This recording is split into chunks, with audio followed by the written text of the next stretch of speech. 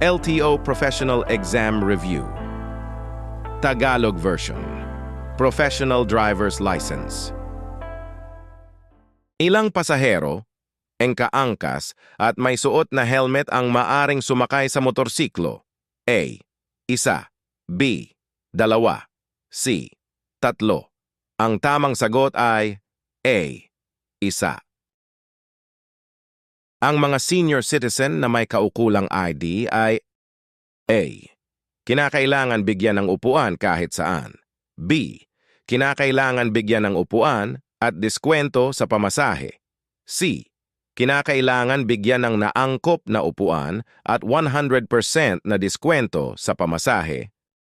Ang tamang sagot ay B.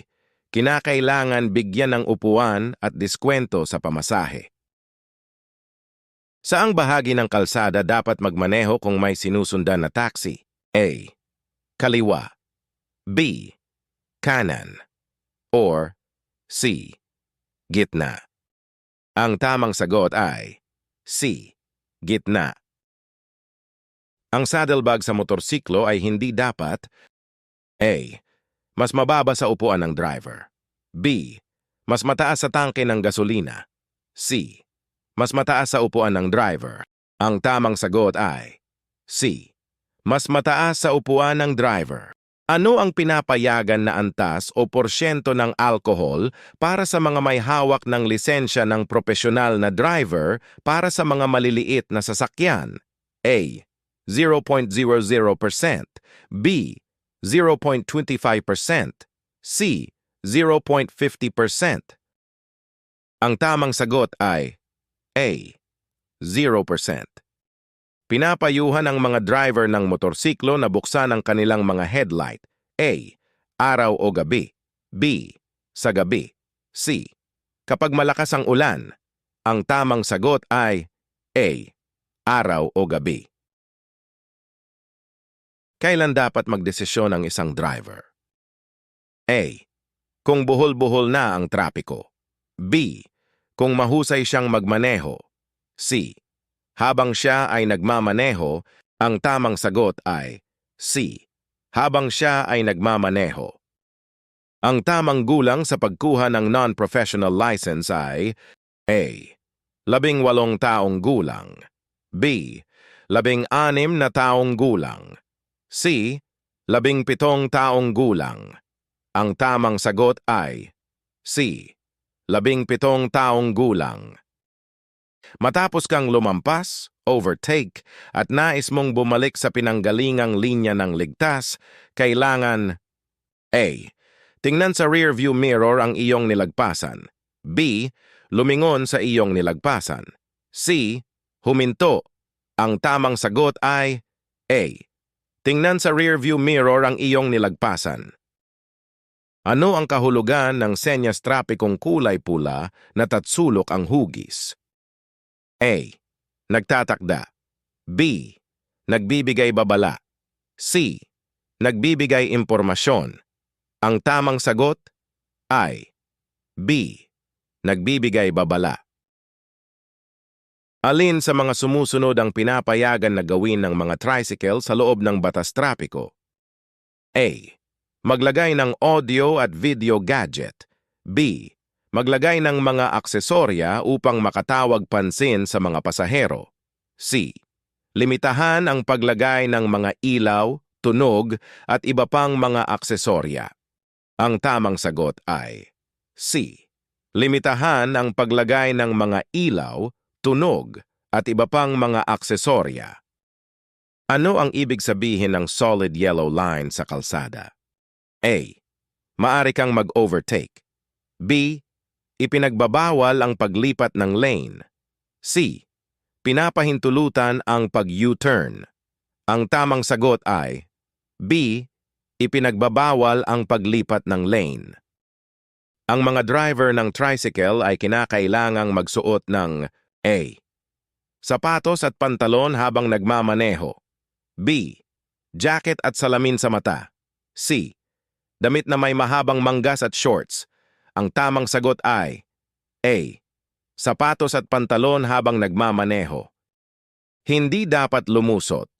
overtake, sa paanan ng tulay sapagkat A.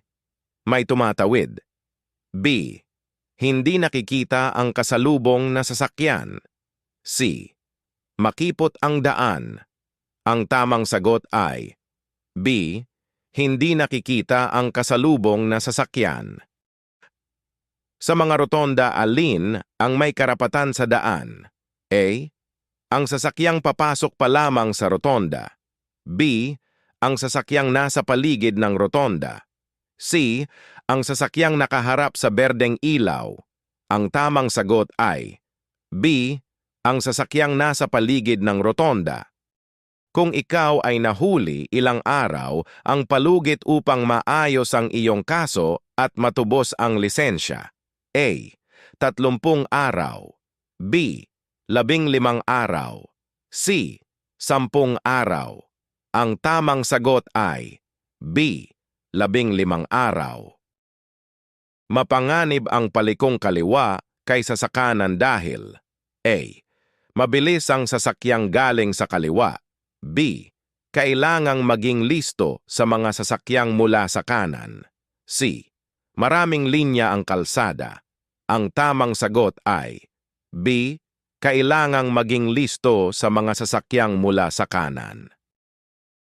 Ang pinaligtas na tulin ng isang sasakyan ay naaayon sa A. Kondisyon ng kalsada at panahon. B. Kakayahan ng sasakyan. C. Kakayahang magmaneho ng driver. Ang tamang sagot ay A. Kondisyon ng kalsada at panahon. Sa isang intersection na may stop sign, dapat kang A. Magmabilis. B. Huminto at magpatuloy kung walang panganib. C. Mag-ingat. Ang tamang sagot ay B. Huminto at magpatuloy kung walang panganib. Sa paglipat-lipat ng linya, dapat sumenyas tingnan ang rear view mirror at A. Tingnan kung may parating na sasakyan. B. Bumusina. C. Sindihan ang headlight. Ang tamang sagot ay A. Tingnan kung may parating na sasakyan. Kung ang driver na nasa unahan mo ay naglabas ng kaliwang kamay na nakaturo sa itaas, siya ay A. Kakanan. B. Hihinto. C. Kakaliwa. Ang tamang sagot ay A. Kakanan. Ano ang kahulugan ng tuloy-tuloy na guhit na kulay dilaw? A. Maaaring lumusot. Overtake. B. Bawal lumusot. C. Tama lahat ang sagot. Ang tamang sagot ay B. Bawal lumusot. Ano ang dapat mong gawin kung nais mong mag-overtake sa sasakyan sa iyong harapan ngunit hindi ka sigurado kung ligtas ito? A. Huwag mag-overtake kung nag-aalinlangan. B. Sundan ang isa pang sasakyan na nag-o-overtake. C.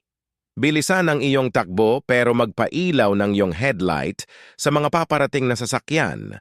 Ang tamang sagot ay A. Huwag mag-overtake kung nag-aalinlangan.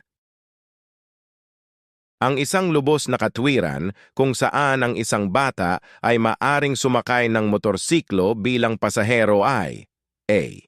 Kung ang paa ng bata ay komportableng nakaapak sa footpeg ng motor. B. Kung ang batang nakasakay ay nagmamadaling makarating sa paaralan. C. Kung ang batang nakasakay ay may pahintulot ng magulang. Ang tamang sagot ay A. Kung ang paa ng bata ay komportableng nakaapak sa footpeg ng motor. Ano ang dapat suriin ng driver ng motorsiklo? A. Saddlebag, top box, oil ng makina, transmission fluid, pedal ng preno at speedometer. B. Reserbang gulong, brake pads at shoes, silinyador. C. Ang kabuuang kondisyon ng sasakyan bago bumiyahe. Ang tamang sagot ay C. Ang kabuuang kondisyon ng sasakyan bago bumiyahe. Kung masangkot sa isang sakuna, dapat itong ipagbigay alam sa pinakamalapit na himpilan ng pulisya. A. Sa loob ng 72 oras. B. kaagad-agad. C. Sa loob ng 48 oras. Ang tamang sagot ay B. Kaagad-agad. Ang mahuhuling lasing sa alak o ipinagbabawal na gamot ay may parusang A. 1 buwan pagsuspinde ng lisensya. B. Pagkabilanggo ng 6 na buwan. C. Tama lahat ng sagot. Ang tamang sagot ay A. 1 buwan pagsuspinde ng lisensya. Kung ang driver ng sasakyang nasa iyong unahan ay naglabas ng kanyang kaliwang kamay at itinuro ito sa lupa, siya ay A. Hihinto. B. Kakanan. C. Kakaliwa. Ang tamang sagot ay A. Hihinto. Bago umalis ng paradahan, dapat mong A. Linisin ang sasakyan. B. Suriin ang paligid bago magpatakbo. C. Painitin ang makina. Ang tamang sagot ay B. Suriin ang paligid bago magpatakbo. Ang dalawang dilaw na linya na tuloy-tuloy ay palatandaan na A. Maaaring lumusot pakanan. B. Peligroso ang lumusot sa pakanan. C. Maaaring lumusot pakaliwa. Ang tamang sagot ay B. Peligroso ang lumusot sa pakanan. Kung parating ka sa isang kurbada, ano ang dapat mong gawin? A. Mamarahan. Bagalan ang takbo bago dumating sa kurbada. B. Bilisan ang takbo habang nasa kurbada. C. Magpreno ng bigla habang tumatakbo sa kurbada. Ang tamang sagot ay A. Mamarahan. Bagalan ang takbo bago dumating sa kurbada.